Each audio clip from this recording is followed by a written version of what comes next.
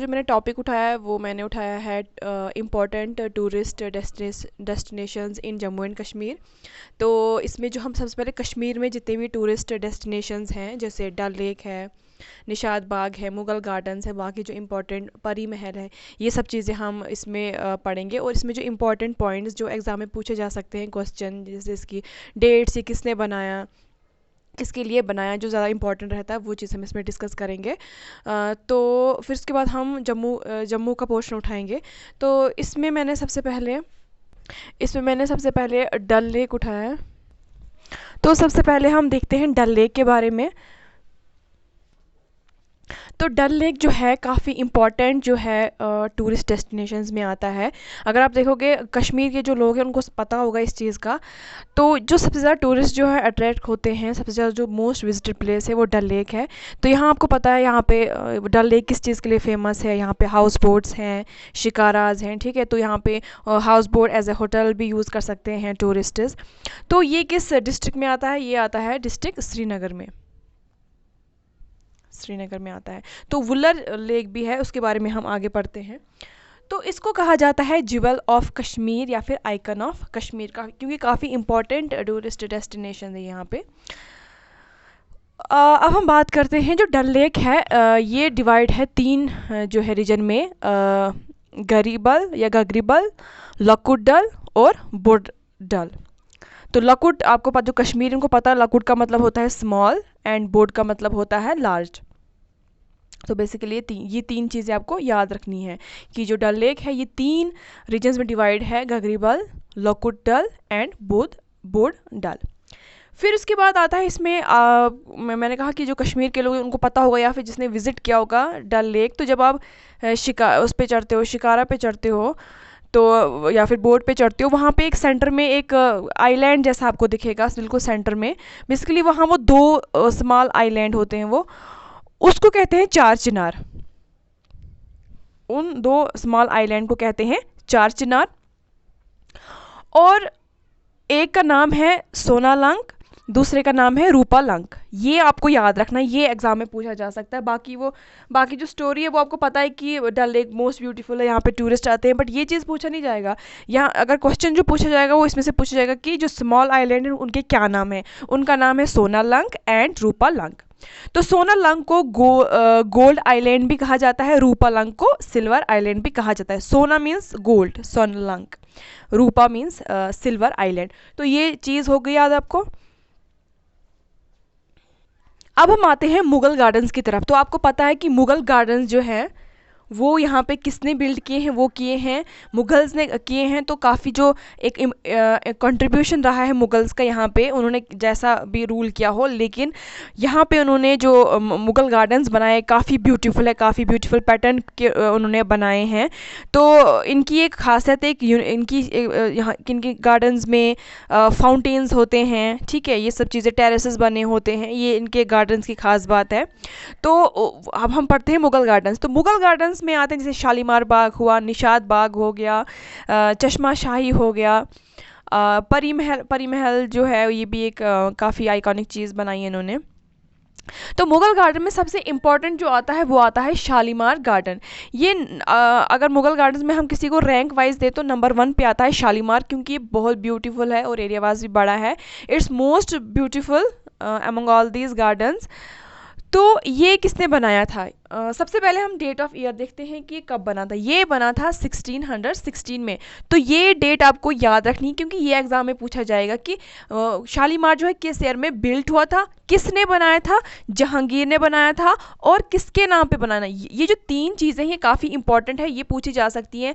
कब बनाया था, किसने बनाया था, और किसके नाम पे बनाया था। क्योंकि उस टाइम पे काफ़ी ट्रेंड होता था, खासकर मुगल्स में होता कि वो किसी के अपनी वाइफ के नाम पे डेडिकेट करते। जैसे आपको ताजमहल का पता ही है, वो भी जो है अपनी शाहजहां ने अपनी वाइफ के नाम डेडिकेट किया था। उसी तरह से, और ख़ासकर जो यहाँ पे ये आते थे मतलब जो आते थे जहांगीर, नूरजहां, शाहजहां, तो ये काफ़ी दे वर फाउंड ऑफ कश्मीर। मतलब वो समर में आते थे यहाँ पे, छुट्टियाँ बिताने, क्या मतलब यहाँ पे आते थे समर्स में तो काफ़ी उनको लगाव था कश्मीर के साथ, और ये वजह है इन्होंने यहाँ पे काफ़ी जो है चीज़ें बनाई हैं इधर पे। तो ये आपको याद रखना है, जहांगीर ने बनाया है किसके नाम पे? अपनी वाइफ नूर जहाँ के नाम पे। तो अगर जो जो जिन कश्मीर के लोगों को पता होगा ये कि जो शालीमार बाग है वो 4 टेरेसेस में डिवाइड है, या फिर किसी ने विजिट किया होगा तो उसको पता होगा। जो शालीमार बाग है it is divide into 4 terraces. हो गए यहाँ तक। जो इसका 4th टेरेस है उसको कहते हैं अबॉर्ड ऑफ लव। और यहाँ पे मतलब जो कोर्ट होता था लेडीज़ का, क्योंकि लेडीज़ इनका जो मतलब उस टाइम पे क्या होता, लेडीज़ का एक ग्रुप होता, उनका अलग एक रखा जाता, क्योंकि काफ़ी औरतें होती थी। तो एक राजा की बहुत सारी बीवियाँ ही होती पहले तो, और बाकी जो है उनका एक रहता था, एक के साथ रहते थे वो। तो वहाँ पे वो रहते थे, और मतलब जो किंग थे वो भी वहाँ पे रहते थे, बैठते थे। हो गया शालीमार का। उसके बाद सेकंड आता है निशात बाग। निशात बाग भी अगर सेकंड अगर हम रैंक देंगे तो वो निशात बाग को ही जाएगा। तो शालीमार और निशात बाग काफ़ी साथ साथ में ही है। एक और इम्पॉर्टेंट चीज़ ये भी पूछा जा सकता है कि गार्डन ऑफ जॉय किस गार्डन को कहा जाता है, या फिर निशात बाग का दूसरा नाम क्या है? इस निशात का मतलब होता है जॉय, खुशी, गार्डन ऑफ जॉय। अब ये जो है डल लेक के ईस्टर्न साइड, ये भी जो ये वाला शालीमार बाग है ये भी जो डल लेक है उसकी ईस्टर्न साइड पे लोकेटेड है। और ये किसने बनाया था? अभी हमने बात की नूरजहां की। नूरजहां किसकी वाइफ थी? जहांगीर की। नूरजहां का जो बड़ा भाई था उसका नाम था आसिफ खान। आसिफ खान ने ही निशात बाग बनाया था। तो इसके पीछे एक कहानी है। बेसिकली जब आसिफ खान ने निशात बाग बनाया तो जो ये थे जहांगीर थे, जब इन्होंने देखा तो ये काफ़ी जेलस हो गए कि इतना अच्छा इन्होंने बनाया। तो इन्होंने पानी बंद कर दिया, क्योंकि इनके गार्डन्स में फाउंटेन चलते थे, तो वो फाउंटेन में पानी नहीं है तो वो काफ़ी वो एक किस्म का बेसुरा लगने लगा गार्डन। तो फाइनली वो जो है जहांगीर ने वो पानी वहाँ पे चला लिया और वहाँ पे फाउंटेन चलने लगे। तो ये बनाया था आसिफ खान ने, जो कि नूरजहां के बड़े भाई थे। तो अगर हम इसके लेंथ ब्रेड्थ की बात करेंगे, लेंथ वाइज ये है 544 मीटर एंड ब्रेड्थ है इसकी 329 मीटर। तो इसमें ये इंपॉर्टेंट चीज याद रखनी है कि किसने बनाया है? आसिफ खान ने बनाया, और इसका क्या नाम है। ये हो गया। उसके बाद हम देखते हैं टुलिप।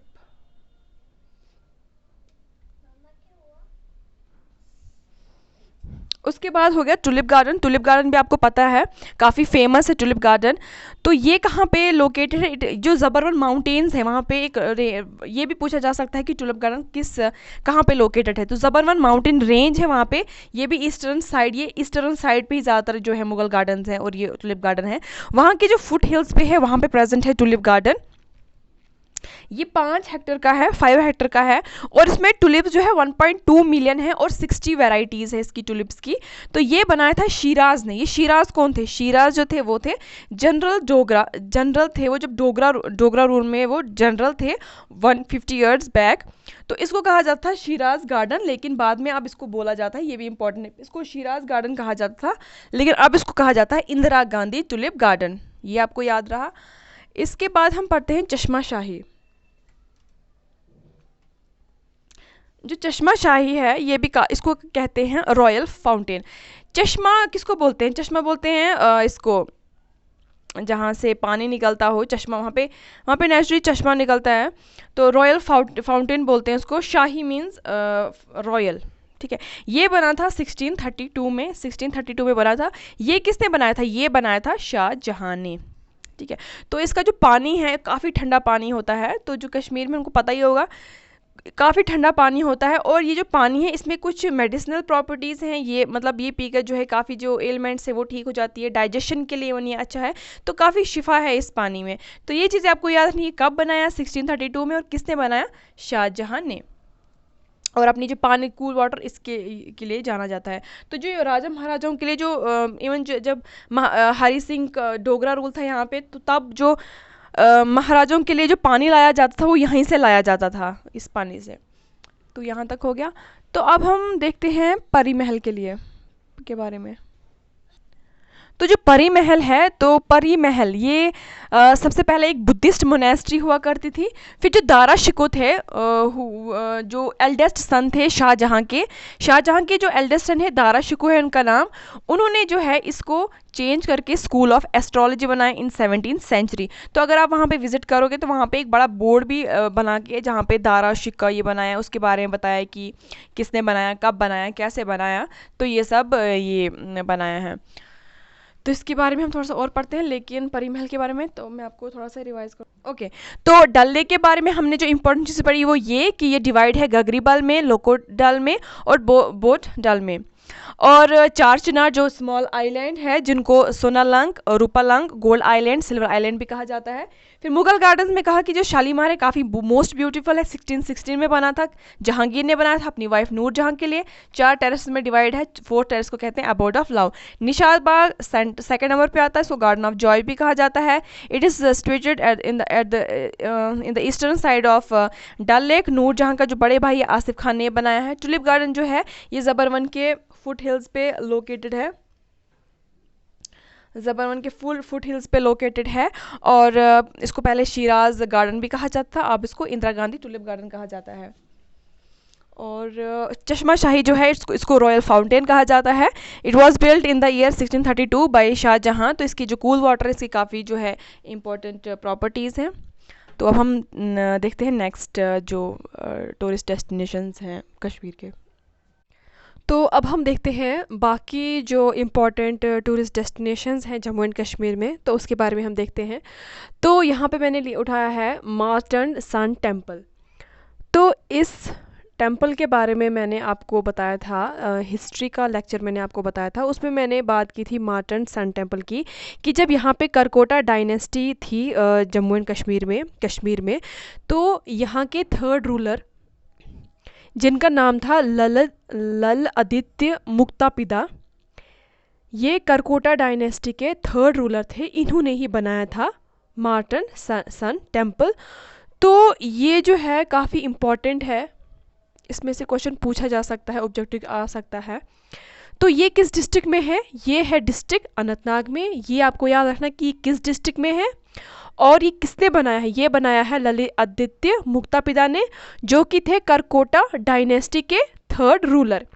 और यहाँ पे किस चीज़ की, किस डाइटी की, किस देवी देवता की यहाँ पूजा की जाती है? यहाँ पूजा की जाती है सन की, जिसको हिंदी में या संस्कृत में सूर्य भी कहते हैं, ठीक है। और ये ASI के अंडर जो है काफ़ी नेशनल इम्पोर्टेंट है। अब ये ASI क्या हुआ? ASI का मतलब होता है आर्कियोलॉजिकल सर्वे ऑफ इंडिया। ये आपको फुल फॉर्म इसकी याद रखनी है। और दूसरा इसके अंडर काफ़ी मोनूमेंट्स हैं, काफ़ी जो इम्पोर्टेंट प्लेसेस हैं वो इसके अंडर है। तो इनमें से मार्टन सन टेम्पल भी है, ये भी इसके अंडर है, जो कि काफ़ी नेशनल इम्पोर्टेंस रखता है। तो ये आपको क्लियर हो गया किसने बनाया, किस डिस्ट्रिक्ट में है, किस डाइटी की पूजा की जाती है। तो ये आपको याद रखना किसने बनाया है और किस डायनेस्टी के थे वो। तो ये काफ़ी इम्पोर्टेंट है। हो गया मार्टन सन टेम्पल। अब हम देखते हैं दूसरा, अमरनाथ श्राइन। तो अमरनाथ श्राइन आप सबको पता है कि यहाँ पे अमरनाथ, यहाँ पे आते हैं डिवोटीज़, आते हैं पिलग्रिम्स, आते हैं यहाँ पे विज़िट करते हैं। ये आपको याद रखना कि ये किस डिस्ट्रिक्ट में है। ये डिस्ट्रिक्ट अनंतनाग में है। और यहाँ पे लॉर्ड शिवा की पूजा की जाती है, यहाँ पे जो विज़िट करते हैं लोग। तो ये किन रास्तों से जाया जाता है? पहलगाम, सोनमर्ग या बालतल के रास्तों से जाते हैं लोग, यहाँ पे कैंप्स वगैरह लगाते हैं, ठीक है। हो गया यहाँ तक। उसके बाद हम देखते हैं next is Kheer Bhawani. Next is Kheer Bhavani.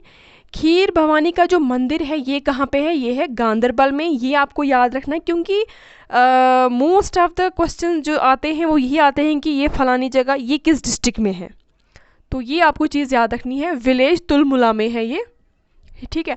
तो यहाँ पे गॉडेस रागन्या देवी, जिनको खीर भवानी भी बोलते हैं, वो है यहाँ पे, इनकी पूजा की जाती है, जिसको माना जाता है incarnation of goddess Durga. Incarnation मतलब अवतार, ठीक है, और दुर्गा का अवतार माना जाता है। और ये कहाँ पे बिल्ट है? It's built over A sacred spring. हो गया यहाँ तक। किस डिस्ट्रिक्ट में है ये, किस विलेज में है, और यहाँ पे कौन सी गॉडेस है? ओके। उसके बाद 1912 में ये बनाया था प्रताप सिंह ने। प्रताप सिंह जो है जो डोगरा डायनेस्टी के एक रूलर थे, जो गुलाब सिंह के बाद आए थे, महाराजा गुलाब सिंह के बाद आए थे प्रताप सिंह। उन्होंने बनाया 1912 में। तो यहाँ ऐसा माना जाता है कि लॉर्ड रामा यहाँ पे वर्शिप करने आए इनकी। जब इनको घर से निकाला गया था, वनवास भेजा गया था, तो वो यहाँ पे आए, उन्होंने वर्शिप की यहाँ पे। ठीक है, तो आपको याद रखना है किस डिस्ट्रिक्ट में कौन सी गॉडेस है यहाँ पे और किसने बनाया, कब बनाया। हो गया यहाँ तक। उसके बाद हम देखते हैं परी महल। परी महल का मैंने आपको पहले ही बताया था, लेकिन उसमें थोड़े से पॉइंट्स रह गए थे, वो मैंने यहाँ पे बता रही हूँ। परी means fairies, Mahal means house of fairies. परी महल मतलब हाउस ऑफ फेरीज। तो यहाँ पे परियाँ वगैरह तो नहीं रहती हैं, बट ये नाम रखा गया है। तो ये जबरवन रेंज जो है, माउंटेन रेंज है, वहीं पे ये लोकेटेड है। इसके 6 टेरेसेस हैं। जैसे हमने निशात बाग में देखे थे 4 टेरेसेस हैं, उसी तरह से इसमें 6 टेरेसेस, जिनको क्विंटिलॉन भी क्या कहा जाता है। तो ये इंपॉर्टेंट है।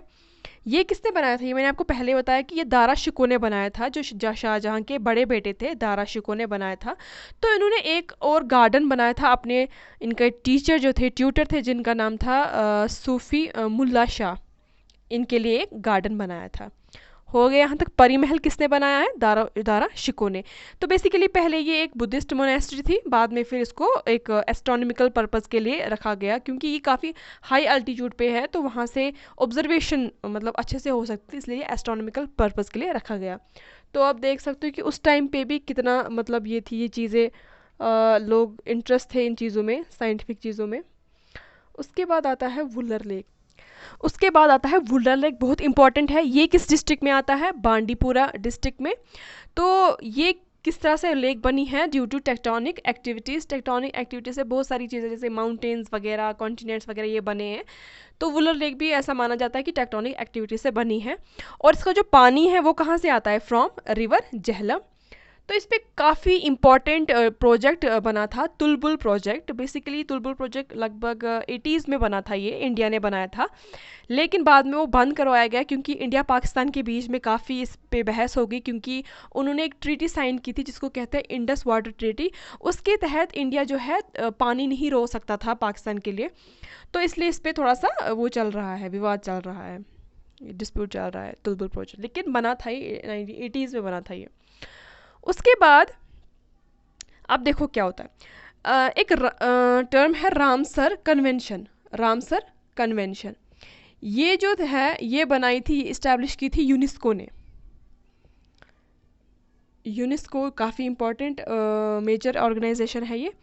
तो इसके रामसर कन्वेंशन के अकॉर्डिंग कुछ रामसर साइट्स बनानी है। रामसर साइट्स वेटलैंड्स होती हैं, जो काफ़ी इंटरनेशनल इम्पोर्टेंस होती है उनकी। तो वुलर जो है ये भी उनमें से एक है, रामसर साइट। काफ़ी इम्पोर्टेंट वेटलैंड है ये, जो आती है अंडर रामसर साइट। मतलब जो यूनेस्को ने मतलब कुछ वेटलैंड्स ऐसी रखी, जैसे इंडिया में भी कुछ वेटलैंड्स हैं, तो उनमें से वुलर भी एक है, ताकि इसको इम्पोर्टेंस मिले। ठीक है, ये रिकॉग्नाइज है, इंटरनेशनली किस्म का रिकॉग्नाइज है ये।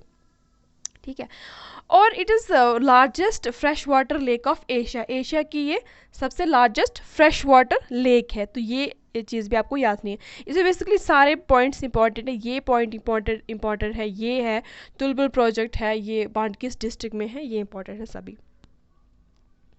उसके बाद आता है निगीन लेक। जो निगीन लेक है ये किस डिस्ट्रिक्ट में आता है, डिस्ट्रिक्ट श्रीनगर में, और ये माना जाता है part of Dal lake. Dal lake का एक पार्ट माना जाता है, और it is deeper than Dal lake. ठीक है, हो गया इतना। उसके बाद आता है कोसरनाग लेक। जो कोसरनाग लेक है, इसका आपको डिस्ट्रिक्ट याद रखना है, ये पड़ता है डिस्ट्रिक्ट कुलगाम में, और इट इज़ ओलिगोट्रॉफिक। अब ओलिगोट्रॉफिक क्या होता है, ओलिगोट्रॉफिक देखो क्या होता है।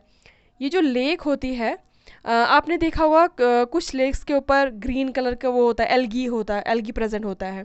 इसका मतलब वो जो लेक होती है उसके अंदर ऑक्सीजन कम होता है, उसके अंदर मिनरल्स बहुत ज़्यादा होते हैं, न्यूट्रिएंट्स बहुत ज़्यादा होते हैं, इसी वजह से वहाँ पे ग्रोथ होती है एल्गी की। तो उसको कहते हैं यूट्रॉफिक। लेकिन ओलिगोट्रॉफिक वो लेक होती है जिसके अंदर ये चीज़ें कम हो, ये एल्गी वगैरह, ये जो मिनरल्स न्यूट्रिएंट्स कम हो, और पानी क्या होता है, क्लियर होता है। मतलब होता है कुछ हद तक होता है, इसके अंदर न्यूट्रिएंट्स होते हैं, प्लांट्स होते हैं, एल्गी होता है, लेकिन ओवरऑल जो होता है चीज़ें पानी साफ़ होता है। ठीक है, इसका मतलब है ओलिगोट्रॉपिक। तो अगर हम नगीन लेक की बात करेंगे, ये यूट्रॉपिक है। ठीक है, ये यूट्रॉपिक है। लेकिन जो कोसरनाग है ये ओलिगोट्रॉपिक है, इसमें उतना एल्गी नहीं है, पानी फिर भी साफ़ है। तो ये पड़ता है पीर पंजाल रेंज में और डिस्ट्रिक्ट कुलगाम में। तो आज के इस टॉपिक में इतने ही हो गए। कितने हमने पढ़े? चार पाँच सात, सात हमने और पहले भी हमने पढ़े थे। तो ये मैं आपको दिखाती हूँ ऐसे रिवाइज करके। तो हमने इसमें पढ़ा अबाउट, हमने इसमें पढ़ा about Martand sun temple, Amarnath shrine, Kheer Bhawani, Pari Mahal, Wular lake, नगीन lake और कोसर लेक। तो इस टॉपिक में इतना ही। तो नेक्स्ट लेक्चर में हम और जो फर्दर, क्योंकि जम्मू कश्मीर में बहुत सारे टूरिस्ट स्पॉट्स हैं तो उसमें से क्वेश्चन पूछे जा सकते हैं, तो नेक्स्ट लेक्चर में हम फर्दर पढ़ते हैं। So thank you.